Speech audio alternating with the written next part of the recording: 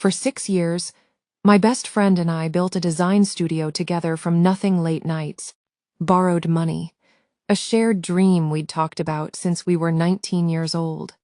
For 5 years, I was married to a man I trusted with everything I had. I didn't know that somewhere along the way, the two of them had quietly decided they wanted the same future my business, and eventually my husband, and that they were willing to forge documents, drain accounts, and lie to my face for over a year to get it. I found out by accident, a hotel receipt in a jacket pocket that didn't add up. By the time I understood the full shape of what they'd built behind my back, I already knew exactly how I was going to take it apart. I just had to be patient enough to let them finish digging their own hole first. My name is Rachel. I'm 32. And for 6 years, I co-owned a boutique interior design and home staging studio called Sable and Stone with a woman named Jenna, who I'd known since we were 12 years old. Sitting next to each other in a middle school art class neither of us particularly wanted to be in. Jenna and I built that business out of nothing. I handled client relationships and the creative direction. She handled operations and the books, since numbers had always come easier to her than to me. We started in a rented studio space above a hardware store, doing small residential staging jobs for barely any money. And 6 years later, we had a real reputation enough that when a boutique hotel group approached us about redesigning their flagship property, it was the kind of project that could genuinely put us on a different map entirely. My husband, Tom, is an architect. We met 8 years ago, married 5 years in, and built a life that from the outside probably looked enviably solid, a house we'd renovated together room by room, a marriage that had weathered the normal bumps without any of the kind that leave permanent damage. Or so I believed. Tom's firm did commercial and boutique hospitality work, which meant our professional worlds overlapped constantly. He and Jenna had worked together on smaller projects a handful of times over the years. Always easily, always with the kind of professional shorthand that comes from people who understand each other's work. I want to be honest about something before I go further. I never once, in 6 years of friendship or 5 years of marriage, seriously suspected either one of them of anything. That's not naivety I'm ashamed of. It's just what trust actually looks like when it's real, or when you believe it's real. The hotel project, we called it internally the Ashford job. After the boutique hotel group commissioning, it was the biggest thing either of our businesses had ever touched. Tom's firm handled the architectural renovation. Sable and Stone handled the full interior design and styling. It meant Tom and Jenna were in near constant contact for months, coordinating timelines, materials, walkthroughs. I was too consumed with managing my half of the project to think much of it. If anything, I felt lucky my husband and my best friend, both people I trusted completely, working in sync on the most important project of my career. Somewhere in the middle of all that, small things started to shift. Nothing I could have named cleanly at the time. Tom started working later, not dramatically, just consistently an extra hour here, a site visit that ran long there. Jenna became slightly harder to pin down for our usual Sunday coffee catch-ups, the kind of standing tradition we'd kept for years, citing exhaustion or last-minute client calls. I didn't think anything of it. Big projects make everyone's schedule chaotic. I told myself that more than once over the following months, and for a while, I actually believed it. The first thing that actually snagged in my mind, rather than sliding past, it happened about 4 months into the Ashford project. I found a hotel receipt in the pocket of Tom's jacket while doing laundry at a boutique hotel about 40 minutes outside the city. Dated a Tuesday night he'd told me was a late site visit, followed by dinner with a contractor. The charge was for a room, not a restaurant. When I asked him about it, he barely hesitated. Contractor's flight got delayed. We ended up needing to put him up for the night. I just used my card since it was easier to expense later. It was plausible. Architecture firms do things like that. I let it go, filing the small, uncomfortable feeling somewhere I didn't look at too closely. Around the same time, the business started showing small inconsistencies I couldn't quite explain. An invoice from one of our regular fabric suppliers appeared to have been paid twice within the same month, a clerical error. Jenna said when I flagged it, something she'd already caught and was sorting out with the vendor. A client refund of a few $1,000s went out on a project I didn't remember approving. Jenna explained it as a goodwill gesture for a delayed timeline, the kind of judgment call she'd made independently plenty of times before, without it being an issue. Each explanation, taken on its own, was reasonable. I'd known Jenna for 20 years. I'd built a business with her precisely because I trusted her judgment with the numbers more than my own. But small things have a way of accumulating quietly, even when you're actively choosing not to add them up. A mutual friend, Priya, not the friend from Jenna's side, someone from my side, who'd known me since college, mentioned something at a birthday dinner, almost in passing, that she probably regretted the moment it left her mouth. I saw Jenna and Tom having dinner together last week, just the two of them at that Italian place downtown. I figured it was work stuff. She said it lightly, no real weight behind it. The kind of thing you mention because it barely registers as noteworthy. I said something equally light back, yeah, probably going over Ashford stuff, and changed the subject. But that night, lying awake next to Tom, I found myself running through a mental timeline I hadn't consciously built until that exact moment: the late nights, the hotel receipt, the Sunday coffees that kept getting canceled. A version of Jenna that felt, in ways I couldn't fully articulate, slightly more distant than the friend I'd known for 2 decades. I told myself I was being paranoid. I told myself this more than once, out loud, to my own reflection in the bathroom mirror. Like saying it firmly enough would make it true. Then the business side of things escalated in a way I couldn't rationalize away anymore. 6 weeks before the Ashford project's scheduled unveiling, a major preview event with the hotel group's investors, press, and both of our firms presenting the finished space, I got a call from the hotel group's project manager, a woman named Denise, who I'd built a good working relationship with over the previous months. She wanted to confirm something before finalizing the event program. Was I stepping back from the lead designer role on the project? I remember standing perfectly still in my kitchen, phone against my ear, genuinely unsure I'd heard her correctly. I'm sorry, stepping back? No. I'm the lead on this project. That hasn't changed. Denise sounded confused too, in a way that made my stomach drop before she even finished the sentence.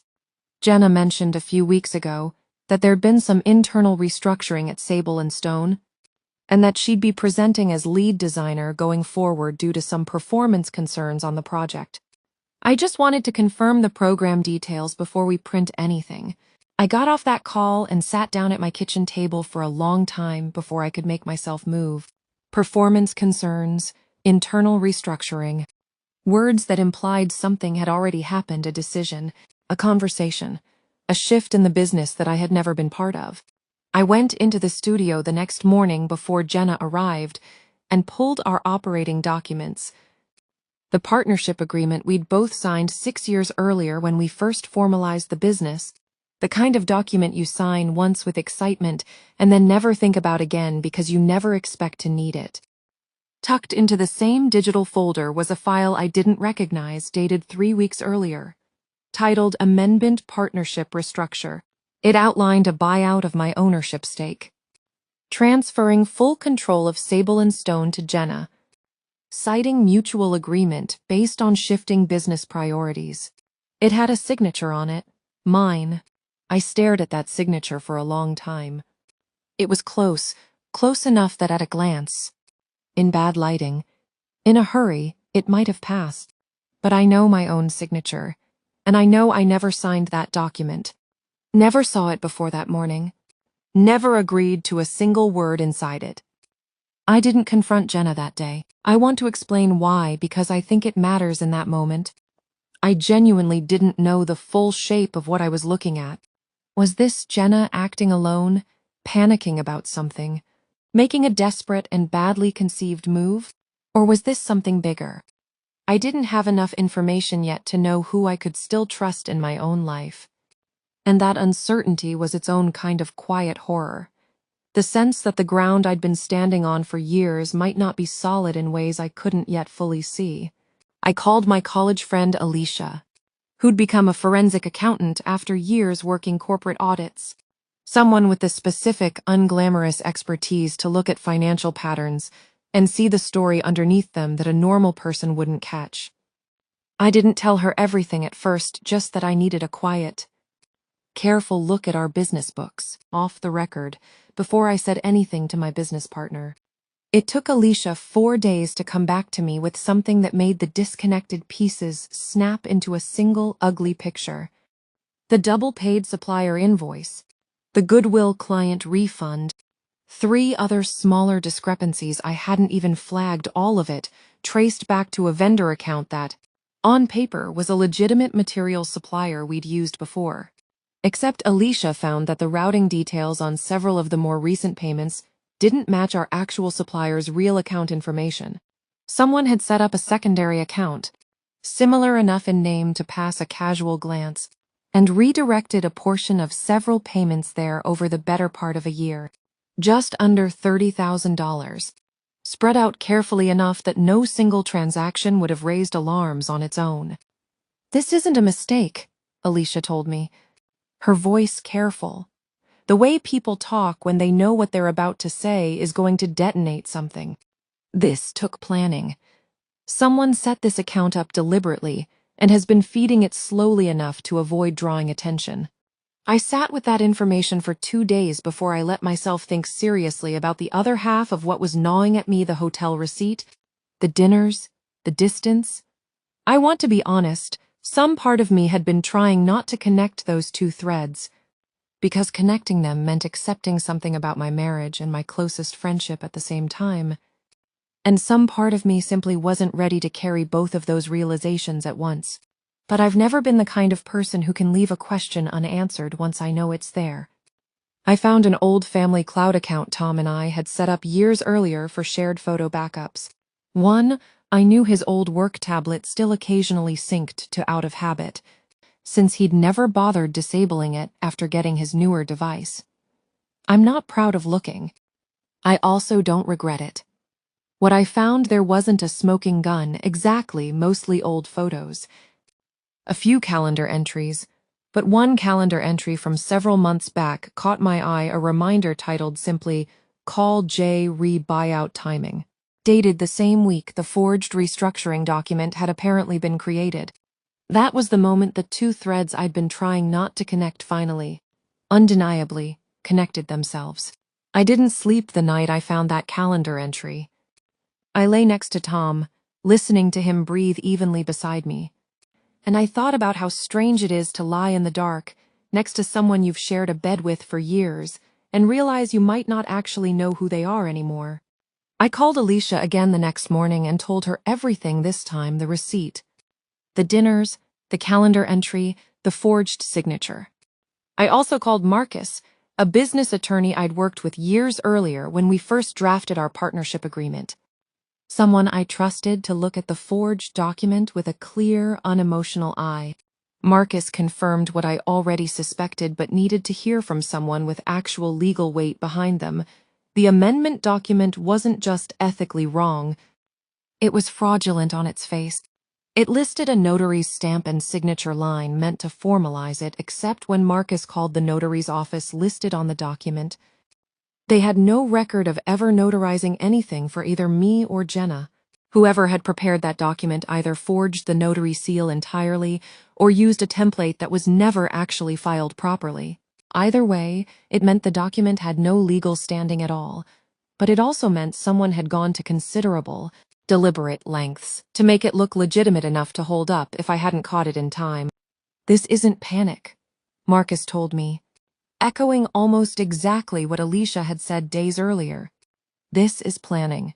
Someone built this carefully, over time, expecting you not to look closely until it was already done.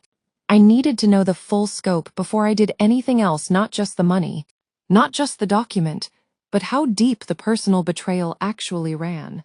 Because some cold, careful part of my mind understood that I would only get one real chance to respond to all of this at once.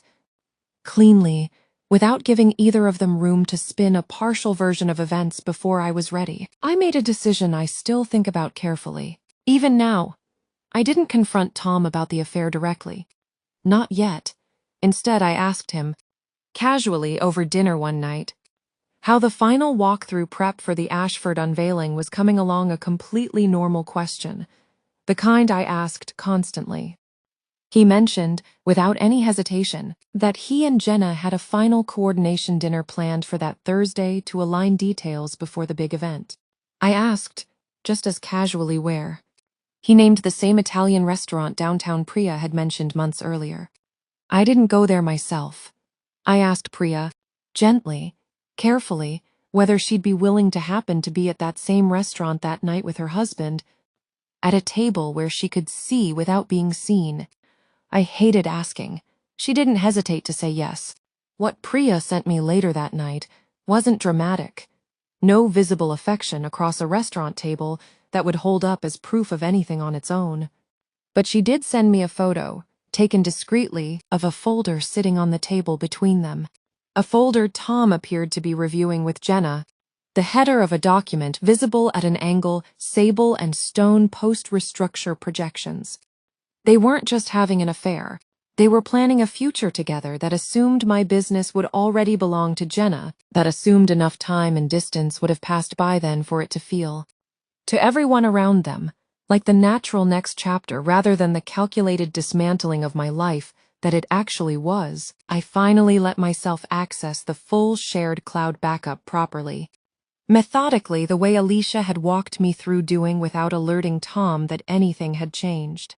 What I found there over the following 2 days was worse than I'd braced myself for, and I genuinely tried to brace myself for quite a lot by that point. Messages, going back just over a year. Not every detail, I didn't need every detail. And some things I stopped reading halfway through, because there's a limit to what a person can absorb about their own life falling apart in real time. But enough. Enough to understand this hadn't started as an accident. A single lapse in judgment either of them stumbled into and then couldn't find their way out of. There were messages discussing the buyout document weeks before it existed. Messages about once things are finalized on the business side, and once the timing with Rachel makes sense timing. I understood now, meaning the divorce Tom apparently intended to initiate once he believed the business restructuring had already quietly gone through, once he assumed I'd have less financial standing to negotiate hard in a settlement. One message from Jenna, dated 4 months earlier, stayed with me longer than any of the others. She trusts us both completely.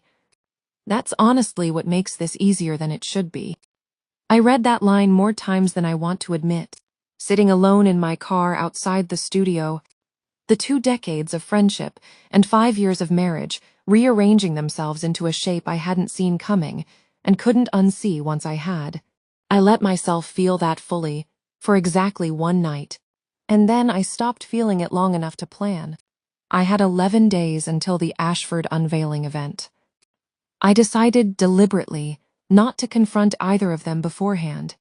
Not out of restraint exactly, more because I understood, with a clarity that surprised even me, that the version of this story where I broke down in our kitchen and demanded explanations was the version that let them control the narrative, control the timing, control how much damage actually landed. I didn't want a private, contained conversation they could later soften into a difficult chapter, or a misunderstanding that got out of hand. I wanted the truth to exist somewhere neither of them could quietly manage it away. Working with Marcus, I moved carefully and quickly on the business side first. Our original partnership agreement, the real one, the one we'd both actually signed 6 years earlier, included a clause allowing for immediate expulsion of a partner found to have committed fraud, or breach of fiduciary duty against the business, with forfeiture of their ownership stake. Marcus helped me file the necessary formal notice, backed by Alicia's completed forensic audit, documenting the redirected payments, ready to be executed the moment I chose to move. I also, quietly, changed the business's banking access, removing Jenna's independent transfer authority, something well within my rights as an equal partner once fraud was documented. and had Marcus prepare a formal report for the police regarding both the embezzlement and the forged legal document not filed yet, held ready contingent on how the next stage unfolded. On the personal side, I met with a divorce attorney for the first time in my life. A strange, surreal appointment that felt like stepping into someone else's story. I learned, with something between relief and grim vindication, that because Sable and Stone had been established 2 years before Tom and I married, and because I'd almost as an afterthought at the time kept my business ownership documented as separate property in our prenup, largely at Marcus's original suggestion years earlier, my ownership stake was protected regardless of what happened in the marriage. Tom hadn't known that detail carried the weight it did. I don't think Jenna had either. The Ashford unveiling took place on a Thursday evening. In the newly finished hotel lobby, the space Jenna and I had designed together. The space Tom's firm had spent over a year renovating.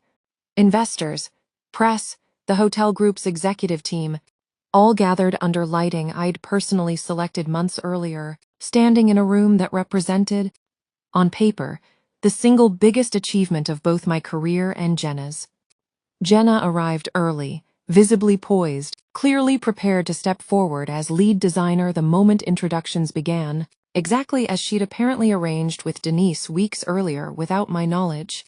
Tom arrived shortly after, professional, composed, greeting hotel executives with the easy charm that had always made him good at his job.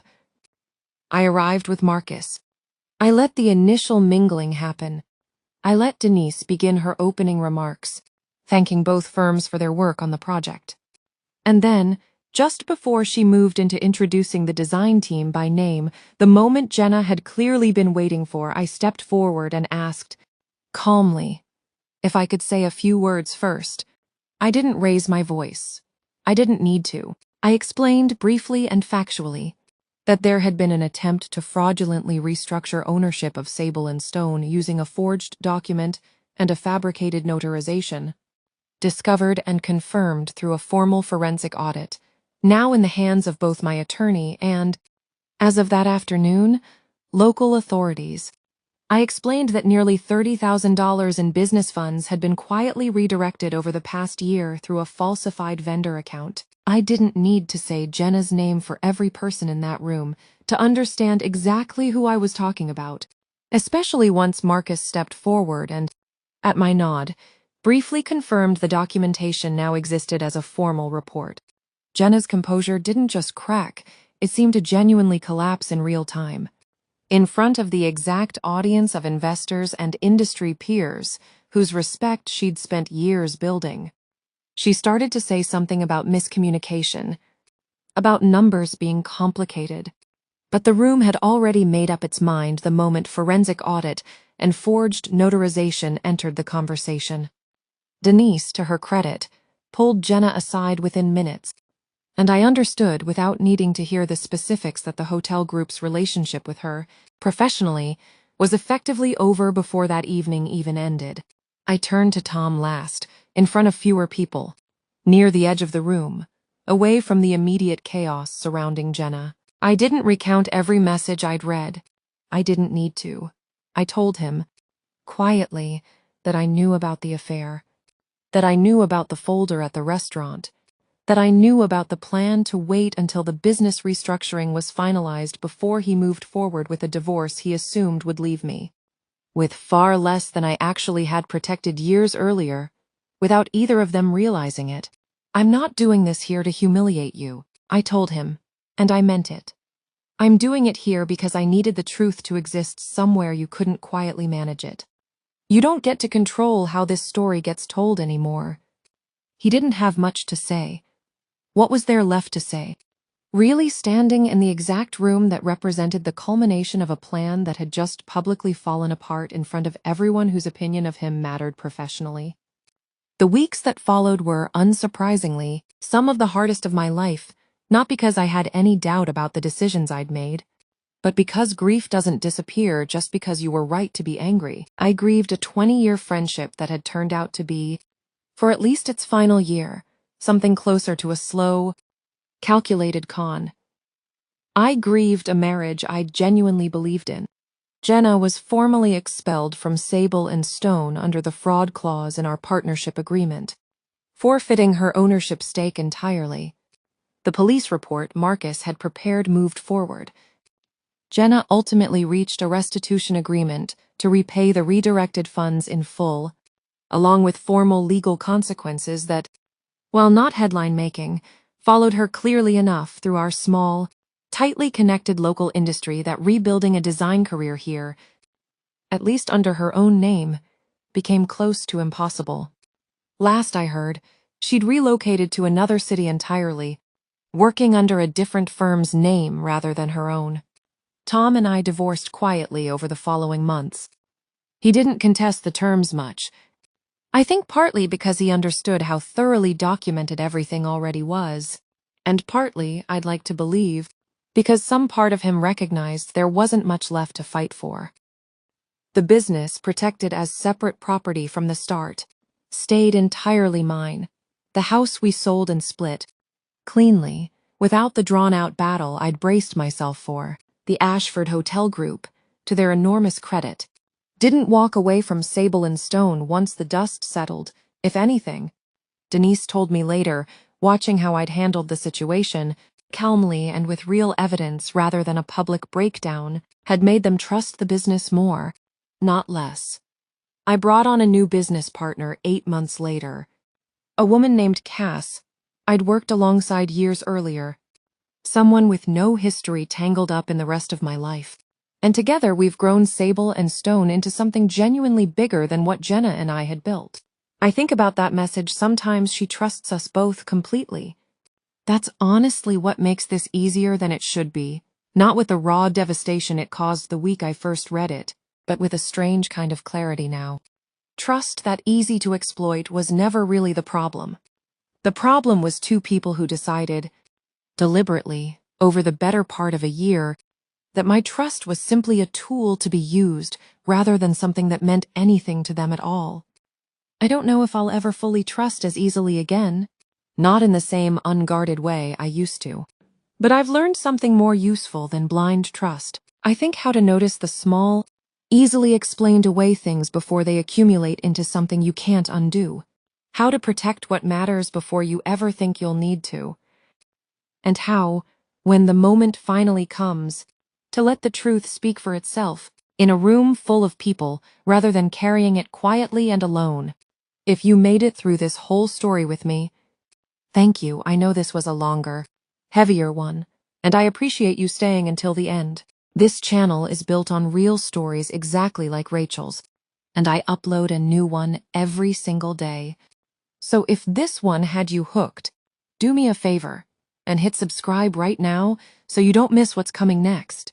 And if something even close to this has ever happened to you, a friend, a partner, anyone you trusted completely who turned out to be building something behind your back, I want to hear it. I'm not asking you to put it in the comments, though, because a story that personal deserves privacy, not a public thread anyone can screenshot. Send me a DM on Instagram instead. My handle is in the bio. ThePettyFiles01. Share as much or as little as you're comfortable with. I'll change every single detail that could identify you before it ever becomes a video. And I'll always ask your permission first. Every time, before anything goes up. Hit subscribe. Tap the bell so you catch tomorrow's story, the moment it drops. And I'll see you in the next one.